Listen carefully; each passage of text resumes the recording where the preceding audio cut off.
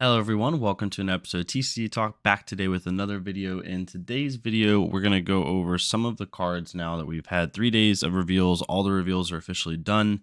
The only thing we have left is the box breaks, which hopefully we will kind of fill the blanks on some of the cards in the box breaks.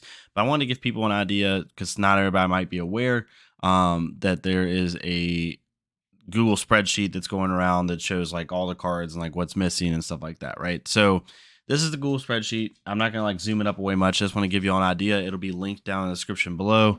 But basically, just to kind of give you all an idea of what we're missing here, right? So Draconic Illusionist, like pretty much everything with the exception of some commons has been revealed. When it comes to Draconic Ninja, we have 2 missing up here. We're definitely missing one more Majestic. And then I'm guessing it's going to be since it's not in the card number, it's probably going to be like an alternate art or like a full art or something of that last Majestics. We're missing one Draconic Ninja Majestic. We have all our rares here. I don't think we're going to have another set of rares. We should have 3 rares in the set, and then the rest are commons. So one big Majestic was what we're missing right now from Draconic Ninja. From Draconic itself, we're missing the Legendary. That is going to be like, from what I've heard, and I'm pretty sure I'm right on this, they're not going to have a Draconic Ninja Legendary and a Draconic Illusionist Legendary.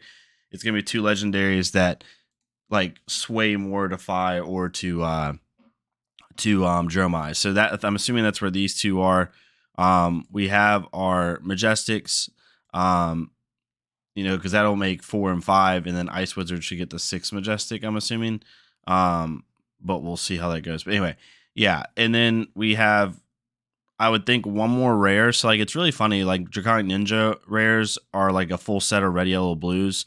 And then you have just like one of rares, and a lot of these like Red Hot and Rise Up and stuff like that, which we'll talk about here in a second. And then we're missing some commons, obviously. And then you have Elemental Wizard, which is missing some, just to kind of give you an idea of how many cards we're missing. That's why I'm not going to go super in depth on like what my initial thoughts are build wise with Fi, because we're just missing too much information. But I will give you an idea of what I would look for in limited, because I think we do have enough information where I can kind of tell you some key cards that likely are to pop up at rare and stuff, and Majestic possibly, that you can look at, and we'll kind of go through that. But this will be linked in the description below. You can follow as people add in more cards. Some of these are hyperlinked, so you can actually like click on it and it like goes to the card, right? But some of them aren't hyperlinked, like Ice Bolt Red.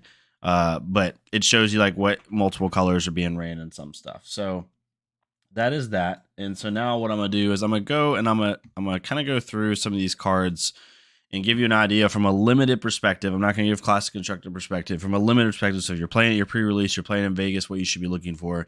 We're gonna start with the Majestics, and then we're gonna go down. So Phoenix form is the number 1 Majestic that you want to try to get. It has the highest payoff, in my opinion. Granted, it's definitely a late game card, and it's going to be a little bit hard to get off in limited, but you're allowed to have 3 Phoenix Flames in limited, which will allow you to proc all 3 of its abilities. And with a tighter 40 card deck, right, like you might be able to get to those 3 Phoenix Flames quickly. However, the downside is those games normally go quick because it's a 20 health point game, so it's kind of 50-50. But definitely one of the top Majestics. If you get this put in your deck, obviously, it's just pretty bonkers. Even if you can just get 2 Phoenix Flames out, it's 4 go again, right? Or 5 go again, so it's really good. But being able to threaten that draw 3 is just nutty, especially in limited. Tome of Firebrand, this is another one. Like, you just pick this up, period. If you see this in your pack, like, grab it, because it works for both. Like, this is Draconic Ninja, but this is just Draconics. This will work for Fi or Dromai, which one you're going. I'm gonna force Fi like heck when I go to Vegas, but Tome of Firebrand's really good. Obviously, drawing 2 cards. You have to get to that 4th chain link. It's a little hard, but sometimes it's not as bad as you think. At least from what I've been seeing with Fi, it's not that hard to get to your 4th chain link in a lot of turns. So we'll have to see how that goes. Then you have Uprising. Uprising's a big one. This one is really good. Like, don't get me wrong, but I don't think it's going to be as impactful as people will think. Because if you have a 5-card hand, unless all of your cards are 0 cost, or unless you drew so this gives your next 4 Draconic attacks 1+1, which is really good. I personally think this is more of a Dromai card than a Fi card, in my opinion, because Dromai is going to have so much of a bigger board state, and like she might start a turn with 3 Draconic Illusionist Dragons, right? So it's going to buff those dragons' attacks. And I think that that's where this is going to be more useful. In Fi, like, if you have a 5-card hand with no way of drawing, you're going to have to hope that all 4 of your attacks after this are cost 0. So that's why this is very good. I just don't think Fi is going to get the full extent of this card like Dromai will. But to each their own, you can definitely use it. Then we have Take the Tempo. Now, Take the Tempo, as I'm looking at it right now in this spreadsheet, is going to be coming in red, yellow, and blue. So, or no, I'm sorry, it's Majestic. I was thinking of Mounted Anger. I'm so sorry. I'm dumb. But yeah, Take the Tempo is Majestic. I like this card. It just doesn't have Inherent Go again. I think this is actually going to be a really good Katsu card because this is like Torn a Tempo except Banish. It's the same thing, right? You play this with even bigger than that, then it's going to be really, really, really good. But this is the perfect card to end a chain on. However, with Fi, like, you just want to keep going wide. That's his whole thing.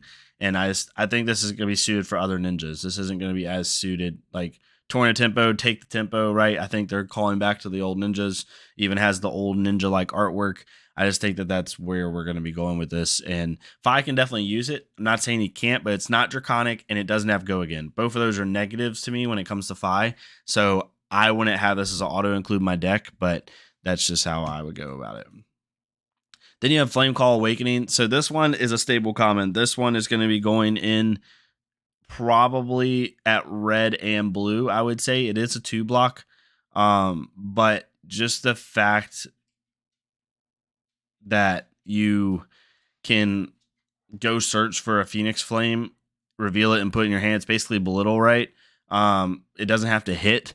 And at blue, it's only going to attack for 1, and I get that. But you play a red card, and then you play this at blue. Like, you're not wanting to play the blue, but I would just have 6 of these in my deck at least. Maybe not 9, because 9 is a little much for this card, costing 1.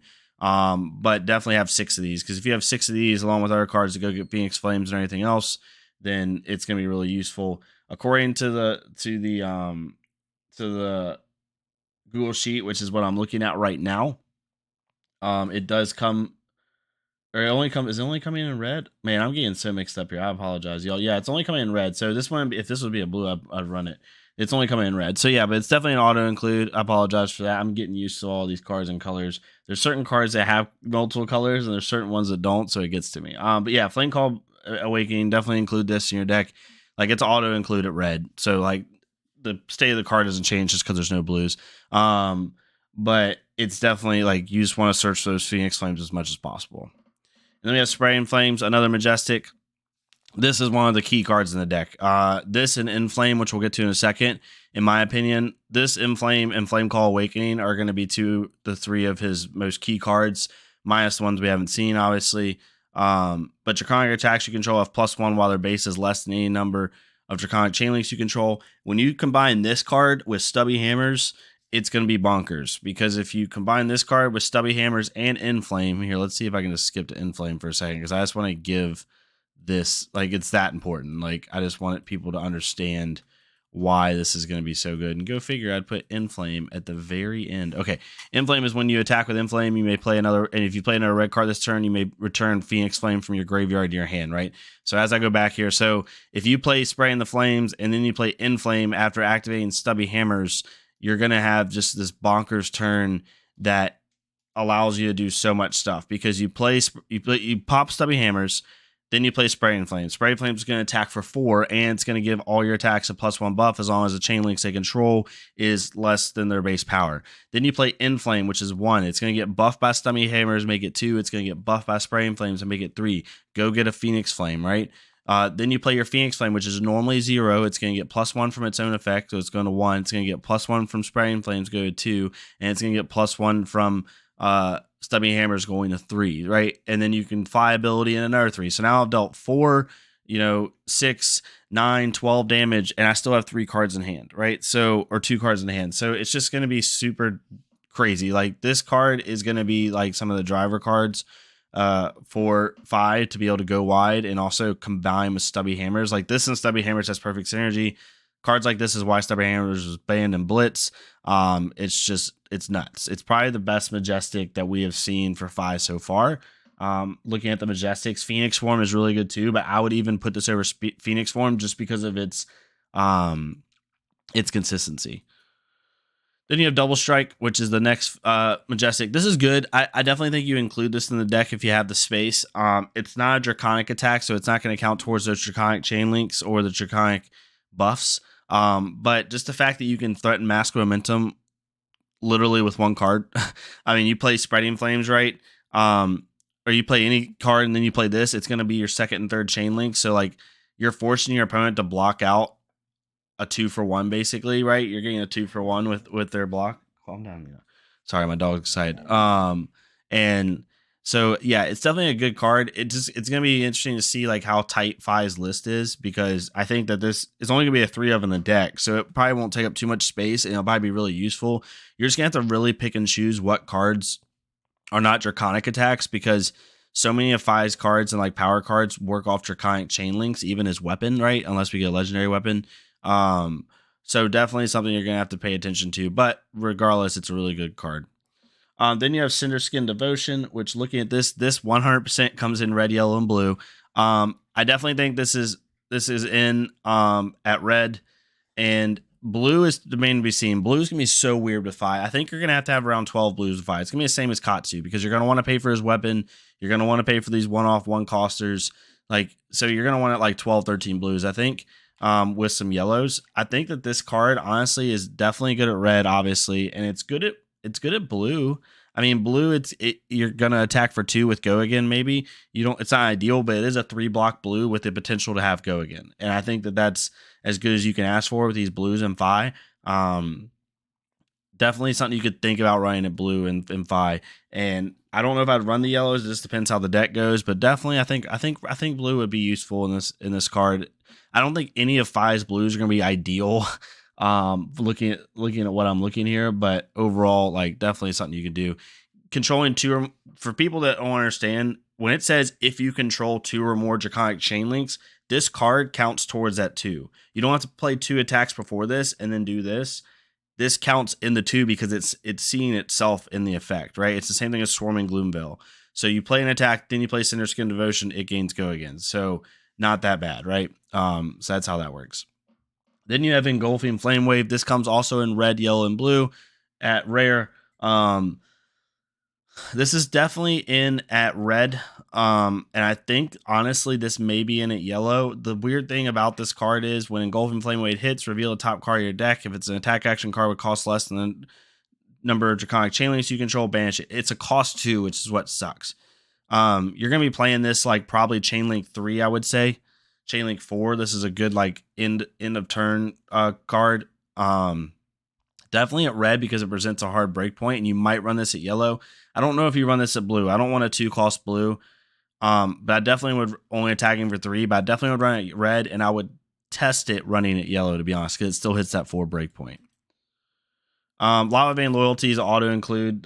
This one, just to double check, is only in red, I think, as I am looking at. No, it's in red, yellow, and blue. Okay, red, yellow, and blue. It's a 3-block. If you control 2 or more Draconic chain links against Go Again. Again, similar to Cinderskin Devotion, I think you include this at red and blue. It's not ideal at blue. It only attacks for 1. We get it. But I think with Fi, like, if you're wanting to have a really tight Draconic style deck, I think that him gaining his blues, blocking 3 and gaining Go Again are like similar to how Katsu, like, you want, it doesn't matter, not it doesn't matter, but the one condition with his blues is it has to be 0-cost blues. I think the condition with his blues is it's going to have to, for 5's blues, it's going to be a 3-block if possible, and it's going to have some way of gaining Go Again, so if you play it, you can extend your turn. I think that's going to be the requirements with him. So I would definitely probably look at this at red and blue. Definitely red, obviously, and then blue. Then you have Mounting Anger. Mounting Anger comes in red, yellow, and blue as well. I think this is only a red card. I don't think you include this anywhere else, personally. But it allows, like, if you couple this card with if you couple Rising Resentment with like a Mounting Anger, so when Rising Resentment hits, you may banish an attack action card from your hand with cost less number of the Draconic chain links you control. If you do, it costs 1 less to play. So if you attack with this on the second link and then banish Mounting Anger, you now can play Mounting Anger for free. So these 2 cards have really good synergy, but definitely only play this at red, in my opinion. It's really good at that, though. Because you're allowed to you could do Rising Resentment into Mounting Anger into like a Lava Vein Loyalty for 4, right? So at that point, you're attacking for 3, 4, 7, 11 with 3 cards. Not too bad. All having go again. So really good. Rising Resentment. This one comes in at red, yellow, and blue as well. I definitely would only include this in red 100%. You can include this in blue. It is a 2-block, but it will allow you to automatically banish an attack action card from your hand with cost less than the amount of links you control. But if you're already playing in blue, then I don't know. The reason I think it could work at blue, right? Let's say this is the only blue you have in your hand, and but you want to play it, and you have one other card that costs 1 in your hand, but you want to play that card for free, and then the rest of your cards cost 0. You could play this card at blue for 1, doesn't do too much, right? But then you can banish that card that costs 1, like a Mounting Anger or something, play it for free, and then continue your turn playing the rest of 0. So blue, it might be viable. It's just a 2-block, which kind of sucks. I don't think you're going to worry about blocking a whole lot with 5. That's just my opinion.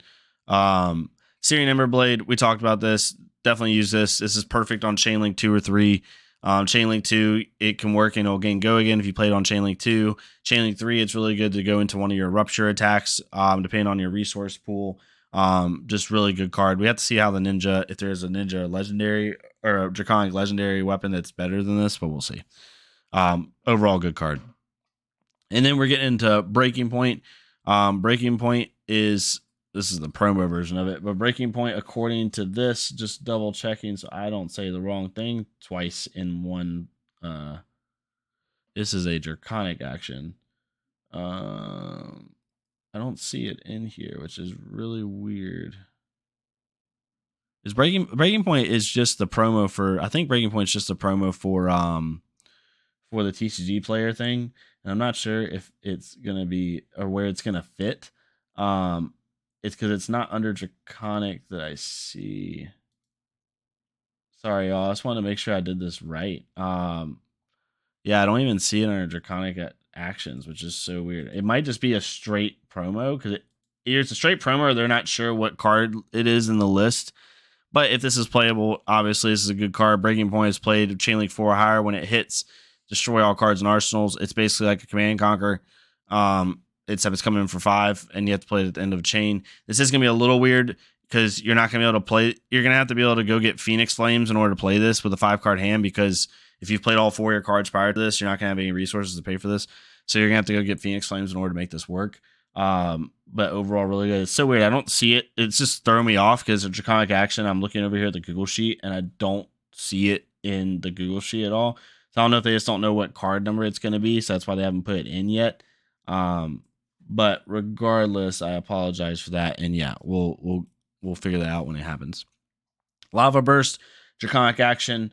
Lava Burst only coming in at red as of right now. So if Lava Burst is played on Chainlink 4 or higher, it gains +3.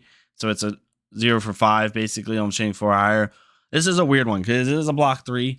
I think maybe you add this into your deck and try it out and see how it goes. It has a high payoff, but honestly, there's other cards already that do better than this that don't require you to have to play 4 links already. So again, I think this is more of a Dromai card than a Phi card, because Dromai can already have like multiple links turn to turn without command cards from hand, so she can pitch or do whatever. This definitely is useful. I just think there's other cards that Phi already has that's going to allow this to do well. But with Stubby Hammers at the end of a turn, this would attack for 6 and just keep going. But it doesn't have to go again, so you're basically going to have to play at the end of your turn or snap it or whatever. It's an okay card. I don't think it's going to be like an auto include or anything. And then we have Red Hot. Red Hot Dromai 5 specialization. If Red Hot is played on Chainlink 4 or higher, when it attack hits, reveal a top card of your deck, where X is the number of Draconic Chainlinks you control. Deal damage equal to the number of red cards revealed this way to any target, then shuffle. This is a decent card. It doesn't have go again, which is really annoying. Anything that does not have go again for Phi, you have to really look at and be like, is this a game changer? And for this, I don't know if this is a game changer. The only way this is a game changer in Phi is if you are one of those Benji style turns where you've drawn from Phoenix Form, you've drawn from Tome of Firebrand, like you're on like Chainlink 8, and then you play this. Then maybe this comes in for something crazy, right? Like 12 or 13 or 10 or something like that. But costing 2 only for 7 or 8, maybe with no go again with Fi. That doesn't seem great to me. But we'll see how it goes. If you're playing like a really OTK style Fi, maybe in the future, this might be better. But again, this is a Dromai card in my opinion. So Flamewarm Retribution. When you defend with Flamewarm Retribution, if you've been dealt damage this turn, you may return a Phoenix Flame from your graveyard to your hand. This will be really good for Fi. It attacks for 3, 1 for 3, go again, which isn't amazing, but it's not bad. And it allows you on defense to go get a Phoenix Flame. You basically replace a card, right? You block for 2, but you replace that card with a Phoenix Flame. So not too bad. I don't mind this card. I think it's really good. I think it definitely will be included in Fi. Right now it's only in red. So yeah, really good for this as well. Kind of going through this. Then we have Burn Them All, which is Draconic Illusionist. I accidentally added this one in here, but we can talk about it for Jeremiah. It's fine.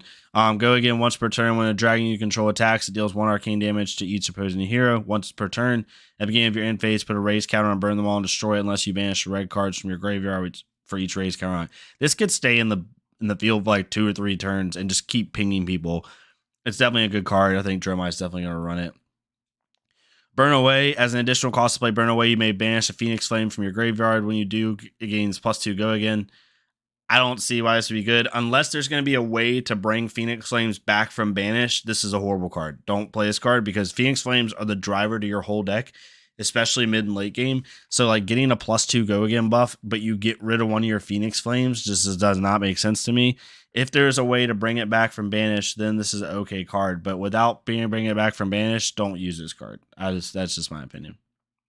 Heat Wave, really good card. People are going to be mostly playing Stubby Hammers in CC, but in Blitz, this will be a really common good card. And the 43 damage 5-turn video that I did started with this card because essentially this is going to not buff all your attacks, but it'll buff your Phoenix Flames. So it's really good for that. And it has Quell, so if you want to use that. This would have been an amazing actual common equipment if it would have blocked. If they would have done what they do with breaking skills and let this have block 1 battle worn, it would have been really, really, really good. But without the block 1, it's just good, right? And then Inflame, which we talked about earlier, you mix this with Spreading Flames. Like you play Spreading Flames, popping Stubby Hammers, play Spreading Flames for 4, then you play Inflame for 2, and you've gone and got your Phoenix Flame. Then you play Phoenix Flame for 3. So with 3 cards or 2 cards technically, you've dealt 4, then 7, then 9 damage. So and you can go get another Phoenix Flame after that with Vi's ability and play 12 damage. So it's just really good. This is a Phoenix Flame recursion to go get it. This with Flame Call. If you have 3 Flame Calls, you have these Inflames in hand. And so Draconic action. And right now it's only at red. So if you have this Flame Calls and you have Vi's ability, right, you're gonna have like 10, 20 targets in the deck that can go get a Phoenix Flame, which is really good, counting Vi's ability technically. So overall really good in the deck. Hopefully, I think it's gonna be a staple. Personally, it only attacks for 1, but when you buff this card, it's really good. And really, you're using this to go get another Phoenix Flame, to be honest. Liquify is a Majestic. This is a funny one. Draconic attack reaction. Rupture. If Liquify is played on Chain Link 4 or higher, excuse me, target attack action card gains when this hits a hero, put a -1 counter on equipment they control. If you can get this off, this card's amazing, right? You can destroy Crown of Seeds immediately. There's nothing they can do about it. You can destroy Snapdragon Scalers. You can destroy Tunic. You can destroy like all these. I mean, this basically does what Dromai's Majestic or whatever it is, Marvel, like that super high crazy dragon, the molten looking one, Tumultai, I think is his name. Yeah, Tumultai, Tumultai or something like that. This does what he does. Except, right, it doesn't buff your attack, but it destroys equipment. It's gonna be really funny. This is gonna be a card. This is a sideboard card against heroes that like really value their equipment. Like if you're playing a Guardian, right? Or you're playing a Prism who wants her Phantasmal Footsteps or something like that. I don't know. Playing somebody that just values their equipment really much, like someone that values Tunic really heavily. This will just be an amazing card for that. Definitely use it. It's gonna be really funny to watch people's equipment be blown up. It's just gonna be hilarious. And then you have Rise from the Ashes. This comes in red, yellow, and blue. I'm only running this in red. This is, I mean, it's a +3 to your next attack. You return a Phoenix Flame from your graveyard to your hand. I've had some turns I mapped out where you play this into like a Spreading Flames popping stubbies, and so Spraying Flames now is coming in for 7. And you go get a Phoenix Flame, and then you play Inflame for like 2, and then you play or 3, and then you play your Phoenix form for 3, and then 3. Like, it's just, you can do some crazy stuff with this. You maybe would run it at yellow if you're going for a really tall build, but I would just run it red personally. Definitely want to run this at blue. The +1 block 2 is just not good enough, but overall pretty good. But yeah. And then finally, Rise Up. This is an amazing card. Definitely run it. If Rise Up is played on Chainlink 4 or higher, it has Dominate and gains +X, where +X is twice the number of Phoenix Flames you control. So if you can have a good turn where you're doing 2 or 3 Phoenix Flames, let's just say 2, which is more common probably, and you play this at the end of your turn, it gets, it gets 3, and then it'll get +2 times 2, so +4, so it'll get 7 Dominate at the end of a turn. So 1 for 7 Dominate with no go again. It's fine. It's great to end a turn on, especially if you drew into this like off a Tome of Firebrand or something, and then you play this on like Chainlink 6 or 7 with 1 for 7 Dominate after you've already dealt maybe like 20 damage that turn. Just super great. Definitely include this into your deck. Then we have Stroke the Flames. When Stroke the Flames hits, you may return a Phoenix Flame from your graveyard to your hand. If you do, Stroke the Flame again, go again. This is just really good. This is a good card if you can keep a Phoenix Flame engraved, which you should be able to pretty consistently since you start with one engraved. The only time you wouldn't have this engraved is if you just pulled a Phoenix Flame, maybe you drew into this and there's nothing engraved at that point. But even then, like, that's really unlikely. Being a Draconic action, just double check it over here. It's only coming in at red, so you don't have to worry about other colors, but definitely something I would include. It's going to allow you to go get another Phoenix Flame and get a 1 for 4 go again. So really good, and blocks 3, which is really nice. So yeah, that was it. I know it was a little bit longer of a video than I normally do. I kind of wanted to go through the cards that were 5 specific and kind of give my thoughts on them. Bottom line is the blues are going to be really hard to figure out. Like right now, the only blue I can think of is Engulfing Flame Wave and a couple other ones. But it's really going to be really hard. You're probably going to have to use blues outside the set unless we find like really good blues. The key with me in blues is find a blue that blocks for 3 if possible and can get go again or has go again. I think that's going to be the biggest thing with Fi, and I think that's what you're going to have to try to get. If it blocks 2 and doesn't get go again, don't use it. I don't think it's going to be useful enough for Fi. But that's just my opinion. We'll have to see how it goes. But yeah, hopefully y'all enjoyed this. Hopefully it made some sense. And it'll help you maybe in some of your limited games or games or cards to watch out for as you're building your decks. And yeah, hopefully y'all had a good rest of your week. I'll be going to Vegas this weekend. I'll try to make a few videos, but I may be AFK for a few days. I might just do some YouTube shorts or something at the event. But yeah, let me know what you want to see upcoming in Uprising, what content you want to see from me, and I'll see y'all next time on TCG Talk. Thank y'all so much.